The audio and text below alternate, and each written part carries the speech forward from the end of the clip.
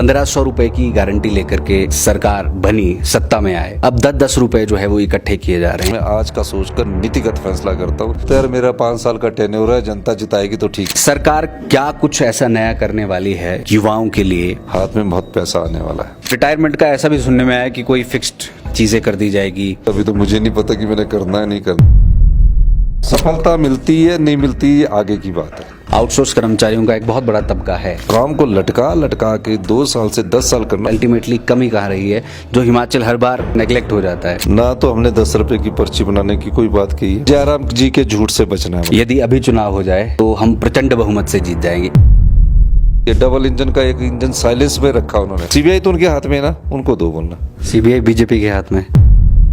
IAS officers आते हैं, ये केंद्र सरकार से बहुत डरते हैं। अगर झटका लगा तो मूर्छित हो जाएंगे आप। ये लॉन्ग बैटल्स है, छोटी बैटल नहीं है। नमस्कार, लाइव टाइम स्ट्रीम में आप सभी का स्वागत है। मैं हूं मनोज ठाकुर।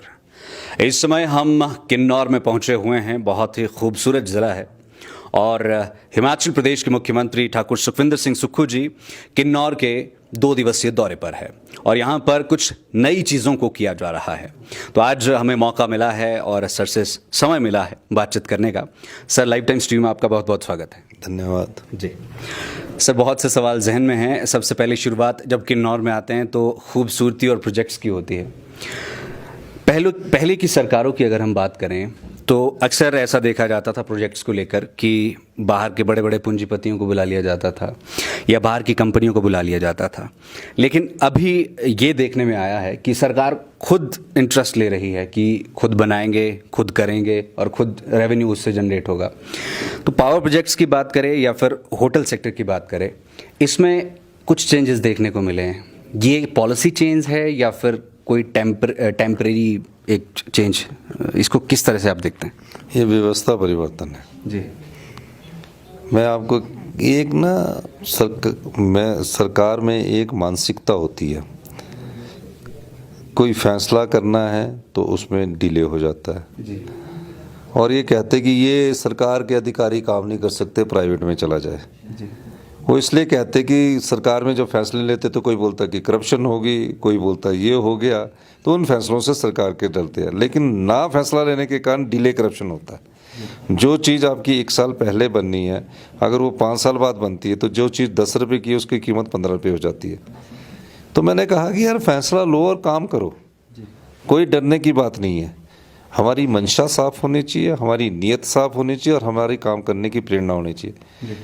तो शोंगटोंग प्रोजेक्ट जो हमने फैसला लिया, काम हो रहा है।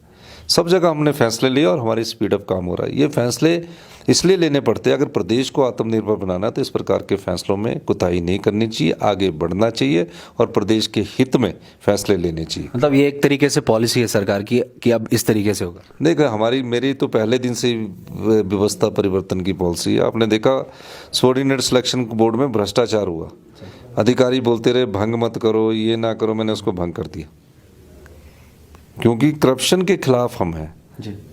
हम व्यवस्था को सुचारू रूप से चलाना चाहते हैं। व्यवस्था में क्या परिवर्तन किया? कई नियम बदल दिए, कई कानून बदल दिए और फैसला करने की ताकत हमने निचले स्तर पर दे दी जी। आज फैसलों के माध्यम से तेजी से काम हो रहा है। पहले टेंडर 60 दिन के लिए होता था, हमने 20 दिन में फाइनल कर दिया। पहले एक्शन टेंडर लगाता था, 5 करोड़ से ऊपर की पावर नहीं थी, हमने बोला तुम भी पावर ले, तुम भी काम करो। डिले करप्शन सबसे बड़ी करप्शन है, जो काम को लटका के 2 साल से 10 साल करना, उससे अच्छा 10 पैसे ज़्यादा देके काम स्पीड अप करवाओ भी। सर, शोंगटोंग की अगर हम बात करें तो करीबन 12 से 14 साल इस प्रोजेक्ट को हो गए हैं अवार्ड होने के बाद। अभी हम दिन में बात कर रहे तो कह रहे थे कि नवंबर से थोड़ी तेज़ी आई है। क्या कारण रहा है सर कि ये प्रोजेक्ट इतना लंबा खिंच गया है और जो रेवेन्यू हिमाचल जनरेट कर सकता था उसको लेकर आपका क्या? देखिए, ये प्रोफेशनल कंपनीज होती हैं, इनको प्रोफेशनल की तरह काम करने देना चाहिए जी।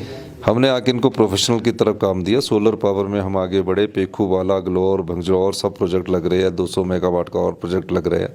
इनको सिर्फ बूस्ट क्या करना कि हमने पैसा देना और तेज़ी से काम करवाना है। लेकिन होता क्या है कि जब आपने स्टडी किया कि आप 5 से 7 रुपये अक्टूबर से मार्च में बिजली खरीदते हो और आपने 125 यूनिट फ्री भी देनी है, पर आपके पास बिजली नहीं, आप पैसा खजाना खाली कर रहे हो। खजाना खाली करने के बाद क्या होता है कि आप पैसा तो सब्सिडी में दे रहे हो हॉस्पिटल के बुरे हाल हो जाते हैं, शिक्षा स्तरों के बुरे हाल हो जाते हैं। तो उस चीज़ को हमने देखा और अंडरस्टैंड किया, और अब हम बड़ी तेज़ी से, चाहे जियो थर्मल है, चाहे हाइड्रो पावर है, चाहे सोलर पावर है, हम बहुत जल्दी से ग्रीन हाइड्रोजन की तरफ बढ़ रहे हैं। हम भविष्य की जो ऊर्जा उसके साथ भी चल रहे हैं, और जो वर्तमान की ऊर्जा है उसमें भी हम तेज़ी ला रहे हैं। ये हमारी नीति है। शॉन्गटोंग से कितना फ़ायदा होगा सर फाइनेंशियली, और कब से शुरू हो जाएगा? ये नवंबर 26 की डेट है। 1000 करोड़ रुपए का हमें अनुमानित फ़ायदा होगा, उससे ज़्यादा भी हो सकता है सालाना।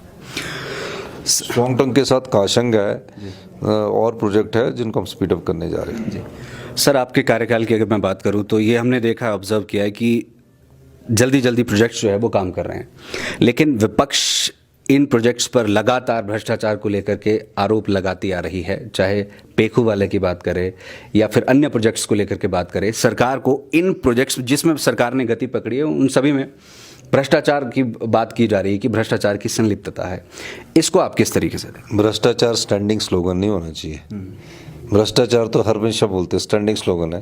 भाई अब CBI आई है, दो उनको कागज, क्या भ्रष्टाचार किया है। जब भ्रष्टाचार पर विधानसभा में चर्चा हुई थी, मैंने स्वीकार की थी जी। तो जिस भ्रष्टाचार की जयराम ठाकुर जी ने चर्चा लाई थी, उनके साथियों ने उसमें भ्रष्टाचार में जयराम जी को घेरने की कोशिश की थी। शॉन्गटोंग की EOT 3 बार हो चुकी है, पहले जयराम ठाकुर जी ने दी है। वो कोई भ्रष्टाचार नहीं होता, रेगुलर प्रोसीजर है उसका। पेखू वाला में अगर कोई भ्रष्टाचार हुआ है तो जो बोर्ड है वो, उसमें मुख्यमंत्री का अधिकार नहीं है। मुख्यमंत्री सिर्फ उसको देखता नहीं कि उसने करना है। कोई भ्रष्टाचार होगा वो अधिकारी जिम्मेवारी होगा, पर कोई भ्रष्टाचार की बात करे तो उसके कागज दो ना, कागज देने नहीं। पेखू वाला में भी हमने बताया, जिस प्रोजेक्ट को बोला कि 144 करोड़ का अवार्ड किया, वो पता कंप्लीट कितने में, 215 करोड़ में हुआ। उसकी मेंटेनेंस का 5 साल की इसकी है। तो इस प्रकार की बातें करनी तो अब दो ना, CBI तो उनके हाथ में है ना, उनको दो बोलना। CBI बीजेपी के हाथ में, तो उन्हीं की सरकार है, उन्हीं के हाथ में है। आपको अब क्या लगता है ये जो पूरा सिनेरियो हुआ है सर पिछले कुछ दिनों की अगर हम बात करें, इसको आप किस तरीके से देखते हैं? SIT ने पहले छानबीन की, ये सारी चीज़ें की। SIT की रिपोर्ट में उनका 2020 से खनेरी के हॉस्पिटल से मेडिसिन डिप्रेशन की दवाइयाँ ले रहे थे। अब क्यों उन्होंने सुसाइड किया, किस परिस्थितियों में किया, इस बारे में तो अब SIT की रिपोर्ट जो हाई कोर्ट में सबमिट हुई उसको मैंने देखा है, उसमें ये पड़ा है। अब CBI कर रही है, जान करना दीजिए, इसमें क्यों हम बोले। हमें को तो CBI को पूरा सहयोग करना है, और विमल नेगी के परिवार को न्याय मिले, किसी और के साथ ये न्याय ना हो, ये बात भी मैं बताना चाहता हूँ। न्याय मिले, जिसने गलत किया हो उसको उसकी सजा मिले। मतलब आपका कहना है कि जो अधिकारी थे जिन पे आरोप लगे हैं उनके साथ भी न्याय नहीं होना चाहिए? देखो, अगर उन्होंने गलत किया है तो उनको सजा मिलनी चाहिए, अगर उन्होंने गलत नहीं किया तो उनके साथ न्याय भी नहीं होना चाहिए। सर हिमाचल का यूथ अब आपको बड़ी उम्मीदों के साथ यहाँ पर देखना शुरू कर रहा है, क्योंकि आधा टेन्योर 2.5 साल का कंप्लीट हो चुका है, 2.5 साल यहाँ से बचते हैं। सरकार क्या कुछ ऐसा नया करने वाली है युवाओं के लिए, बेरोजगारों के लिए, जो इस समय पर आपकी तरफ टकटकी लगाए बैठे? हमने तो कर दिया, न्याय किया है, रोजगार के अवसर पैदा कर दिए। इस साल हम 10 से 15 हज़ार भर्तियां करने जा रहे हैं सरकारी क्षेत्र में, चाहे कुछ आउटसोर्स पर करने जा रहे हैं, कुछ प्रोबेशंस पर करने जा रहे हैं। प्रोबेशन का मतलब सरकारी नौकरी है जी। सर पटवारी की भर्ती की अगर हम बात करें तो पिछले 2-3 सालों से सिर्फ घूम ही रही है बात की पटवारियों की भर्ती हो पटवारी की भर्ती 2-3 साल से नहीं, काफ़ी सालों से घूम रही है। हम उसको कर रहे हैं, उसकी भर्ती की प्रक्रिया स्टार्ट कर रहे हैं। सर अब थोड़ा पॉलिटिकल सिनेरियो पर भी बातचीत करते हैं, हालांकि मैं फिर से प्रोजेक्ट्स पर बाद में आऊँगा, लेकिन उससे पहले भारतीय जनता पार्टी की अगर हम बात करें, क्योंकि आप प्रदेश के मुखिया, आपको विपक्ष के प्रति भी जो है वो जवाबदेह होना आपका ज़रूरी है। विपक्ष का कहना है कि 1500 रुपये की गारंटी लेकर के सरकार बनी, सत्ता में आए, अब 10-10 रुपये जो है वो इकट्ठे किए जा रहे हैं। इसको लेकर के आपका क्या कहना है सर, जो हॉस्पिटल्स में 10-10 रुपये की पर्चियाँ बन रही हैं, और विपक्ष को आपका क्या जवाब है? मेरा ये मानना है कि कौन से हॉस्पिटल में 10 रुपये की पर्ची बन रही है। विपक्ष और एकदम उठा रहा है ना, तो हमने 10 रुपये की पर्ची बनाने की कोई बात कही है। और मैं ये भी कहना चाहता हूँ, हमने कहा कि रोगी कल्याण समिति सोसाइटी जो वो तय करे, तो जो देना चाहते थे, नहीं लगाना चाहते ना लगाए।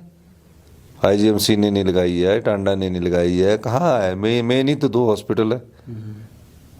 जहाँ किसी ने लगाई होगी उसके उन लोगों ने लगाई होगी, तो मेरे को इस मामले में जानकारी नहीं है जी। सर, हिमाचल प्रदेश में बहुत सारे ऐसे जी एक और चीज़ बता, पीजीआई में बनती है पर्ची। जब हम इलाज करवाने के लिए पीजीआई जाते हैं तो पर्ची लगती है, इसमें पैसे लगते हैं। केंद्र सरकार तो पर्ची पर शुल्क लगा दे, प्रदेश सरकार ने ऐसी कोई दिशा नहीं दी। अगर प्रदेश सरकार ने रोगी कल्याण समितियों को कोई अधिकार दे दिए तो उनकी मर्जी है, हमारी मर्जी नहीं है। तो ये है। हिमाचल प्रदेश की बात करें सर, तो हिमाचल में बहुत सारे ऐसे नेशनल इम्पोर्टेंस के प्रोजेक्ट्स हैं, और अभी कुछ दिन पहले आप दिल्ली जब गए हुए थे तो वहाँ पर भी नेशनल इम्पोर्टेंस के जो प्रोजेक्ट्स हैं उनको लेकर के बातचीत हो रही थी। सर, मैं उस पॉइंट ऑफ व्यू पे भी जानना चाहूँगा, उस बात पे भी जानना चाहूँगा आपका क्या कहना है। दूसरा ये कि हिमाचल के साथ फिर ऐसा अन्याय क्यों हो रहा है, क्या कमी रह रही है?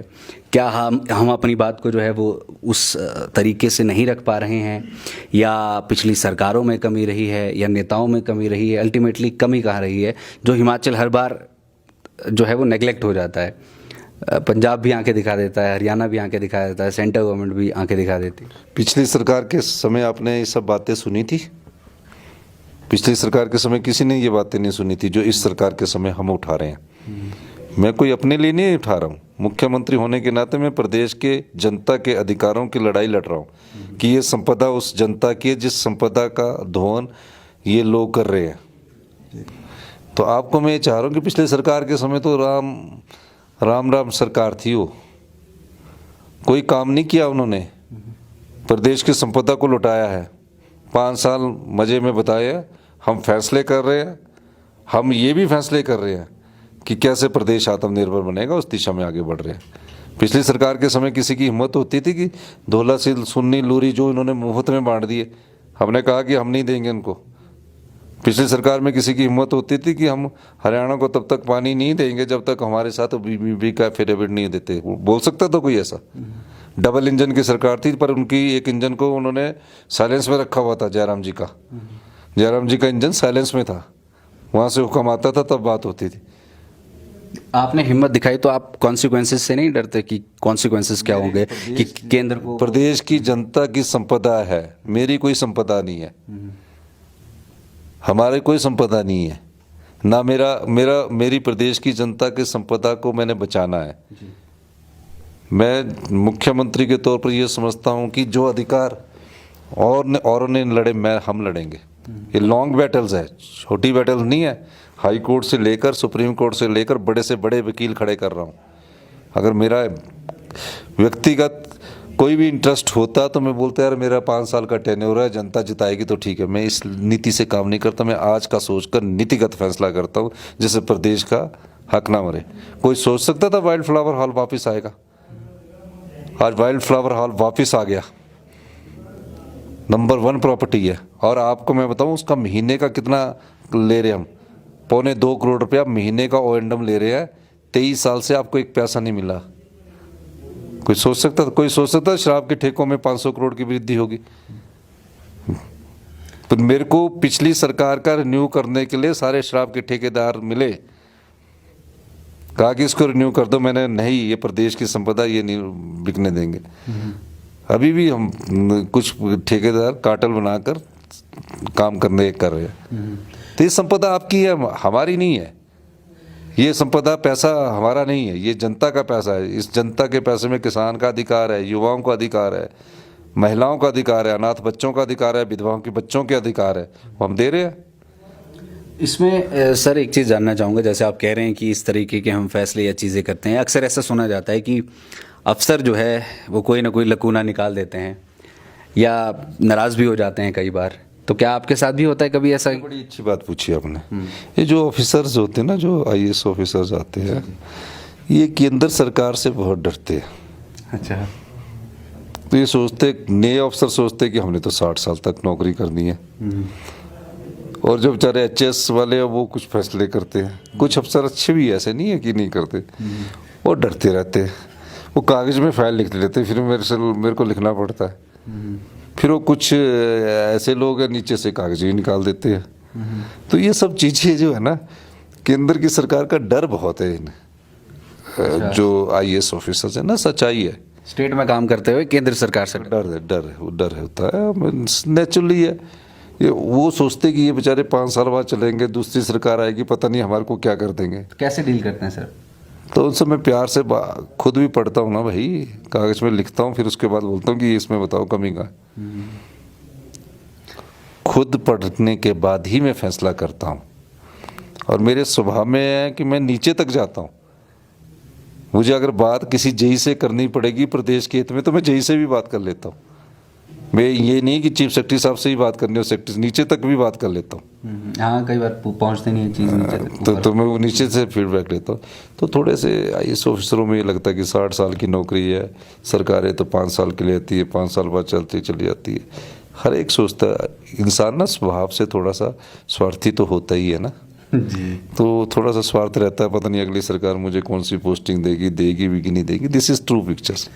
सर, ऐसा सुनने में आया है, अब आप इस पे मुहर लगाइएगा, आउटसोर्स कर्मचारियों का एक बहुत बड़ा तबका है कि सरकार कुछ तो विचार कर रही है उनको लेकर। मैं तो बिल्कुल विचार कर रहा हूँ आउटसोर्स कर्मचारियों पर।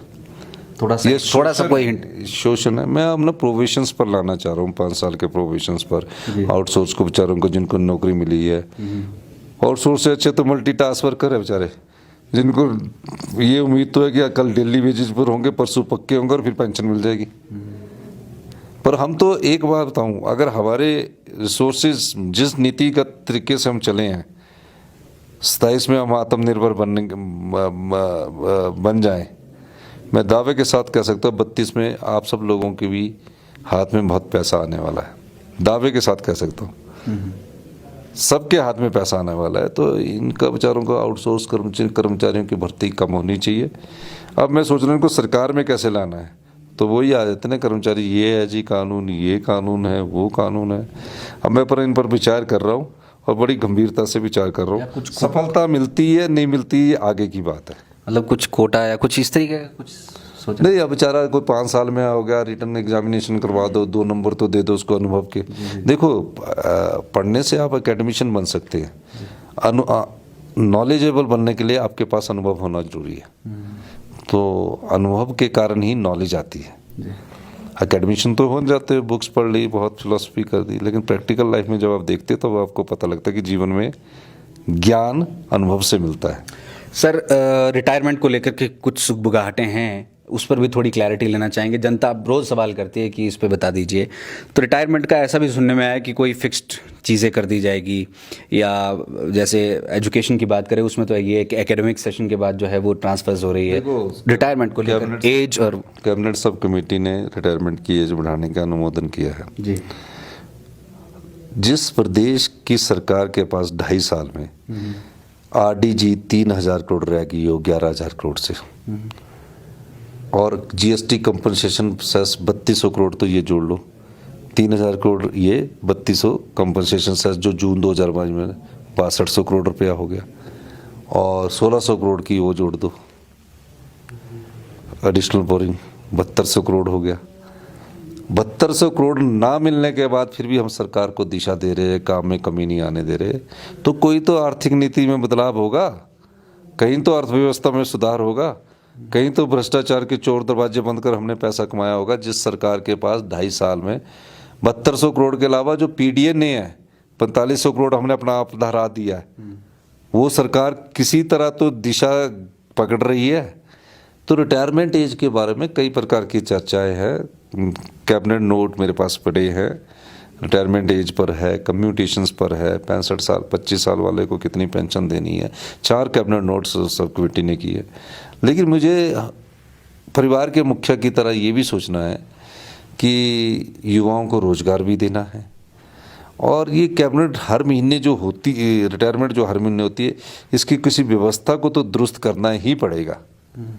जैसे हमने अब रेगुलाइजेशन की तय कर दी कि साल में एक बार रेगुलाइजेशन करेंगे, अप्रैल में करेंगे, उस तरह कैबिनेट का भी हमको तय करना पड़ेगा रिटायरमेंट का एज का। एजुकेशन में करना कि सभी डिपार्टमेंटों में करना, उस पर मैं विस्तृत विचार कर रहा हूँ, और ये सोचकर विचार करके ही आगे बढ़ेंगे और कैबिनेट सब कमेटी की रिपोर्ट को चर्चा के लिए कैबिनेट में लाएंगे।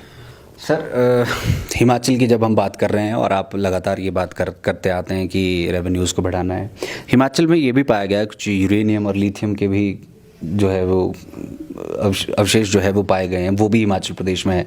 तो क्या उस तरफ आप कभी सोचते हैं कि उस तरफ भी थोड़ा? मेरे को इस बारे में जानकारी नहीं, मैं तो सिर्फ पानी को सोचता हूँ। पंजाब से कोई नदी बहती है, हरियाणा से कोई नदी बहती है, दिल्ली में कोई नदी बहती है, सब हिमाचल से निकलती है। और हिमाचल से जब नदियाँ निकलती है तो पंजाब के खेतों की भी सींच करती है। तो सिर्फ मैं, हमारी वेल्थ पानी ही है और मैं पानी को बहता हुआ सोना मानता हूँ। तो मैं तो अभी इस बारे में, लिथियम के बारे में माइनिंग डिपार्टमेंट भारत सरकार का सोचता है, यूरेनियम के बारे में खबरों में मैंने भी सुना, पर मेरे से इस बारे में कोई भी भारत सरकार की चर्चा नहीं हुई है। जो देनदारियां अभी है सर, चाहे बीबीएमबी की बात करें फिर अन्यों की बात करें, उस पर आप केंद्र गए थे सेंटर में बात करने, वहाँ से क्या आश्वासन मिला? अभी तक तो आश्वासन मिला, अब जब मिलेगा तब मैं आपको बताऊँगा। ओके सर, अब जल्दी लेट भी हो रहे हैं हम, अब थक भी चुके होंगे। जल्दी मैं 2-4 प्रश्न पूछना चाहूँगा यहाँ पर। सर एक प्रश्न, यदि कर्मचारियों के पॉइंट ऑफ व्यू से देखा जाए तो काफ़ी चिंतित वो इस बात को लेकर के हैं कि ठीक है ओपीएस तो हो गई, बीच में हवा आई यूपीएस की, यूनिफाइड पेंशन स्कीम की, कि उस पर भी विचार किया जा सकता है, जिसको लेकर सब चीज़ों पर विचार किया जाता है जी। अब सब चीज़ों पर विचार करने का समय भी है जी। लागू करना ना करना ये नीतिगत फैसले होते हैं। कई चीज़ों को सोच विचार कर करके नीतिगत फैसले लिए जाते हैं। तो इसमें कोई दो राय नहीं है कि विचार किया जाता है। विचार करने के बाद कैसे करना है, क्या भविष्य में लागू करना है, क्या वर्तमान में लागू करना है, जिस सरकार ने ओपीएस दी है वो क्यों लागू करेगी, जिनको दी है, भविष्य के लिए चर्चा विचार विमर्श में ये बातें हैं। बल्क ड्रग पार्क एक बहुत बड़ा प्रोजेक्ट हम कह सकते हैं, जिसमें 30 से 40 हज़ार के आसपास लोगों को रोज़गार मिलेगा, एक नया शहर बसेगा। इसको लेकर के आपका क्या विजन है? सरकार, प्रदेश सरकार भी 1000 करोड़ के आसपास दे रही है, उसमें केंद्र सरकार भी 996 करोड़ दे रही है, इस पर थोड़ा सा बताएं सर। इसमें मेरी थोड़ी बल्क ड्रग पार्क में थोड़ा सा मेरा मतभेद है जी। कि बल्क ड्रग पार्क अपनी इन्वेस्टमेंट ड्रेन करके लगा रहे हैं हम जी। मतभेद इसलिए कि 3 रुपये यूनिट बिजली देनी है 10 साल के लिए, मुफ्त में पानी देना, जो बियर हाउस बनेगा वो उसका 10 साल का खर्चा भी हमने देना है, और जो ज़मीन है वो 1 रुपये मीटर देनी है। लेकिन कई बार परिस्थितियों के साथ भी समझौता करना पड़ता है कि हमारे मंत्रिमंडल के सदस्य चाहते हैं कि ये प्रदेश के हित में होगा, वहाँ मैं गलत भी हो सकता हूँ, लेकिन मेरा इसमें थोड़ी हिचक थी। अच्छा, आप उस चीज़ को लेकर थोड़ा बैकफुट पे?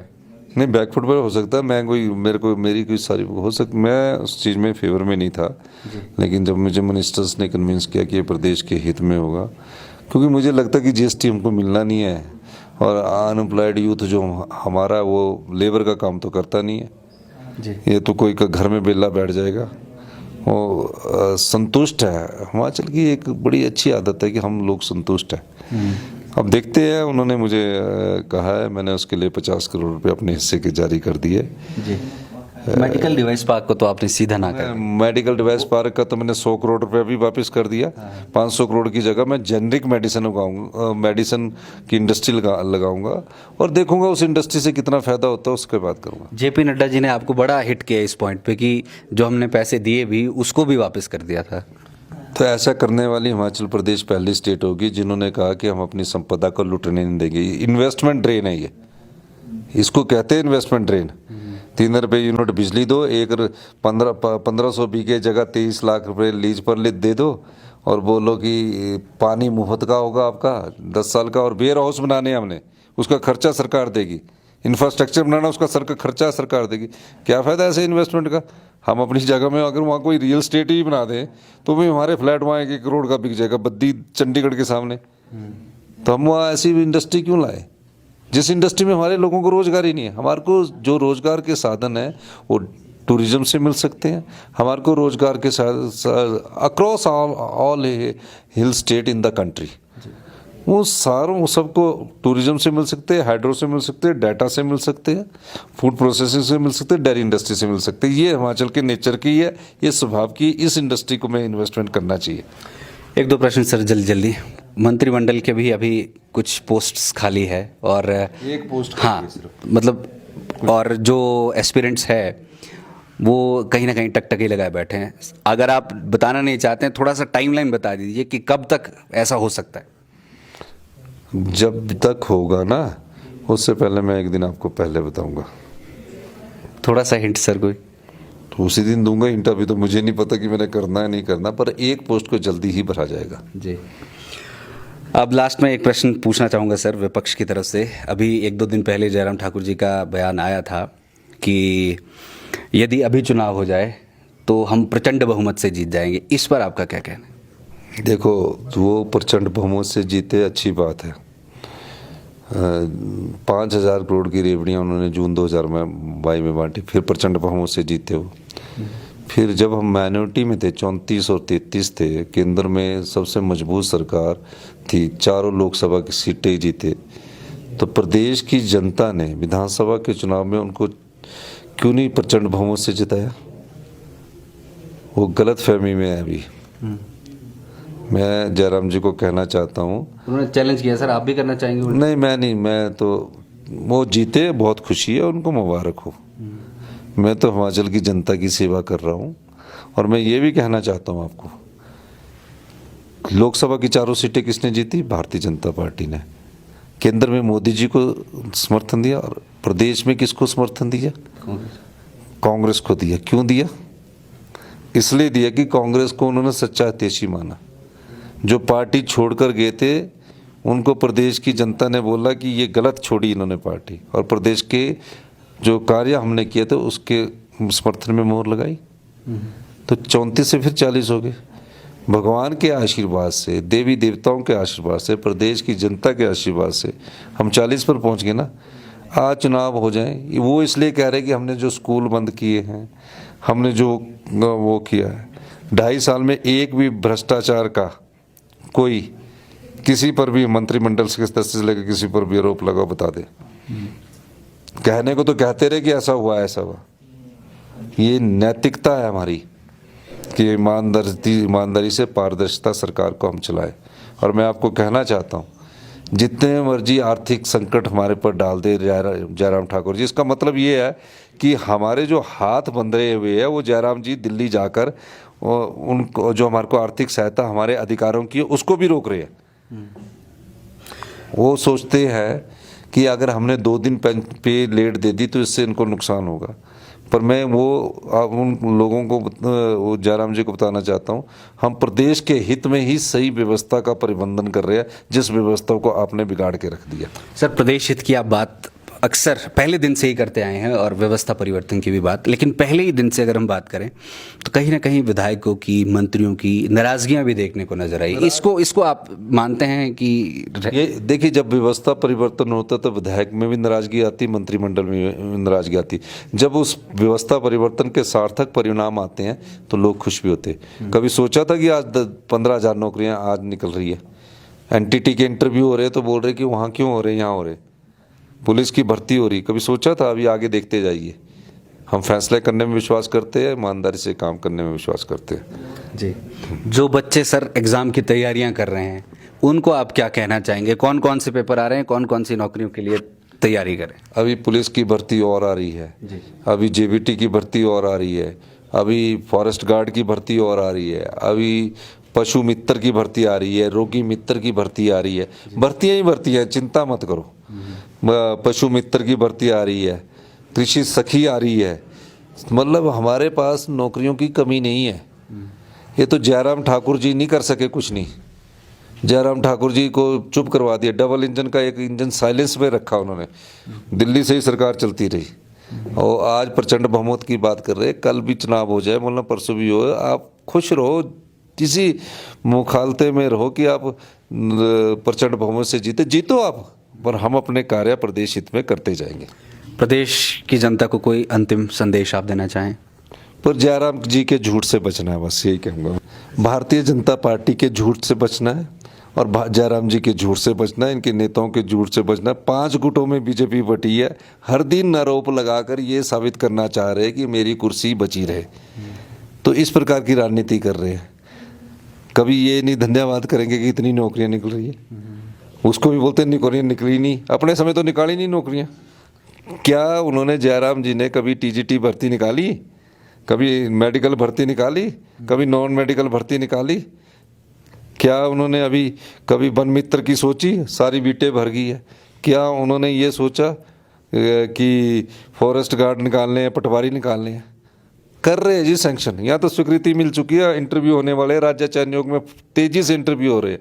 और जो 2 साल के कारण राज्य चयन आयोग बंद रहा था, हम 2 साल की एक्सटेंशन देने जा रहे हैं टीजीटी आर्ट्स को भी और इनको भी। और 47 साल वाले भी भर सकते हैं। आगे एग्जाम्स होंगे उनमें भी मिलेगी?